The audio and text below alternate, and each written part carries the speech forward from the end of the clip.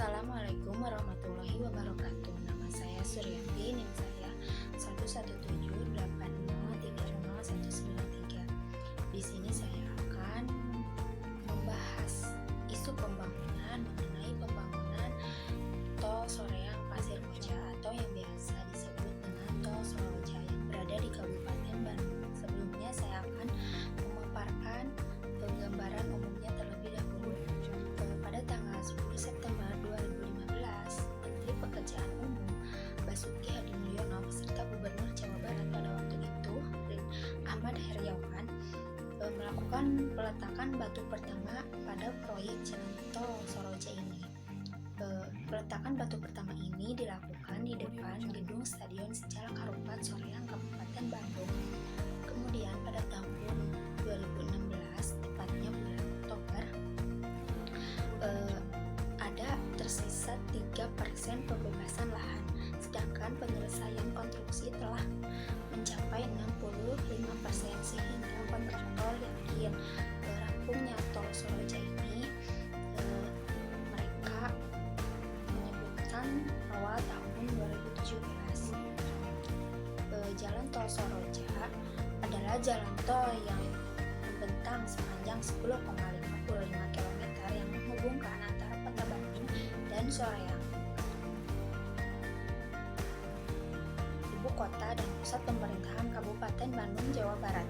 Jalan tol ini terhubung dengan jalan tol Padalenyi. Di sebelah utara jalan tol ini melintasi Kota Bandung dan Kabupaten Bandung. Jalan tol Soreang Pasir Koja diresmikan penggunaannya oleh Presiden Joko Widodo pada tanggal 4 Desember tahun 2017. Kemudian saya akan memaparkan hasil analisis saya.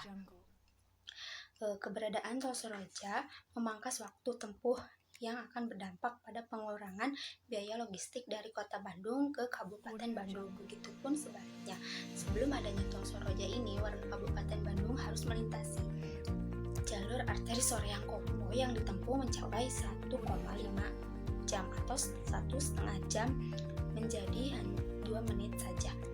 Dengan demikian, kehadiran tol ini diharapkan mendorong pemerataan perkembangan daerah antara Bandung Utara dan Bandung Selatan, di mana selama ini aktivitas ekonomi masih bertumpu pada kawasan Bandung Utara, padahal di kawasan Bandung Selatan juga memiliki potensi yang bisa dibilang cukup besar.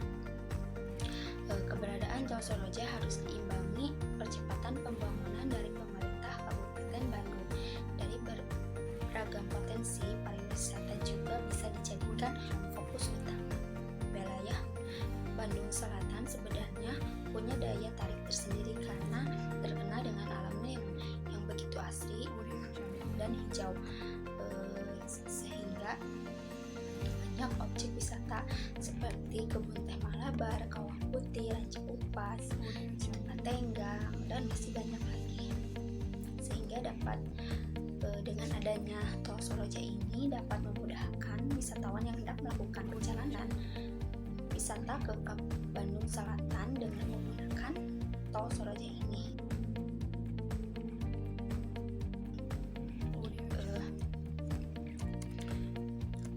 Di balik terrealisasikannya tol Soroja ini ternyata menyimpan beberapa kendala yang terjadi di lapangan pada saat itu, yaitu pembebasan lahan, diantaranya terkait dengan pembebasan 2 masjid yang lokasinya akan terpakai pembangunan.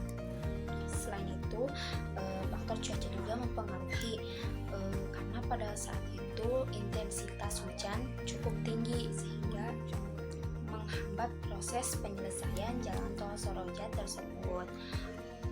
Kemudian solusi yang dapat saya berikan terhadap pembangunan tol Soroja ini, seperti kita tahu, pembangunan pada hakikatnya merupakan suatu proses perbaikan dan bahkan pembangunan dari nol yang dilakukan secara terencana, sistematis, dan berlangsung terus-menerus menuju keadaan yang lebih baik.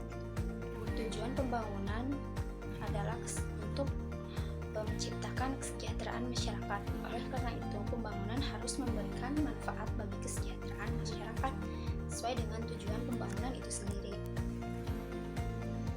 sesuai dengan tujuan pembangunan itu sendiri. Dalam rangka mencapai tujuan pembangunan tersebut, yaitu diperlukan sarana dan prasarana penunjang, termasuk di dalamnya adalah prasarana transportasi.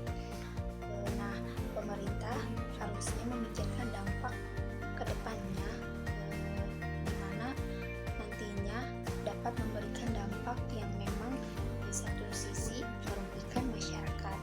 Di antaranya, sebelum dibangunnya tol tersebut, mungkin mobilitas masyarakat itu akan berubah, seperti berkurangnya aktivitas bisnis masyarakat yang selama ini bergantung pada mobilitas transportasi. Dampak ini muncul karena pembangunan jalan tol akan mengalihkan arus mobilitas masyarakat. Namun di sisi lain, salah satu dampak positif dengan adanya jalan tol ini diharapkan mampu meningkatkan perekonomian yang pada akhirnya akan mendorong kesejahteraan masyarakat. Nah, mungkin cukup sekian yang dapat saya sampaikan. Kekurangannya mohon maaf. Wassalamualaikum warahmatullahi wabarakatuh.